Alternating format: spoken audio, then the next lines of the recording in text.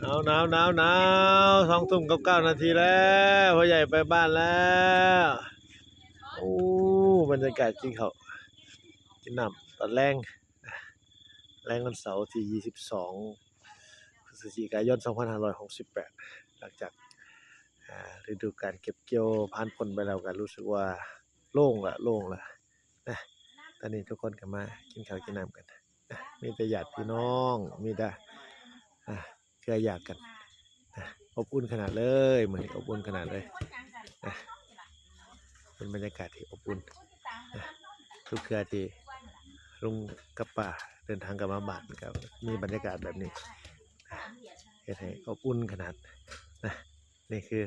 ความรักความปรองดองกันในเครือญาติอบอุ่นขนาดเลยอากาศเย็น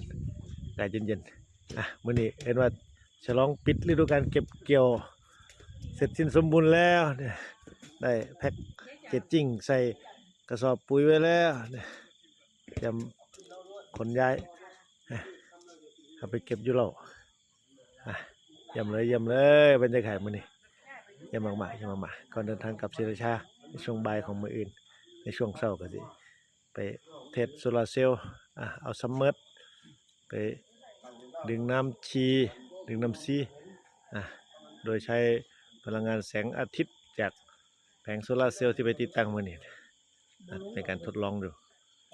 มื้ออื่นต้องไปทดลองช่วงเช้าและช่วงบ่ายเดินทางกลับศรีราชาบรรยากาศเยี่ยมมาก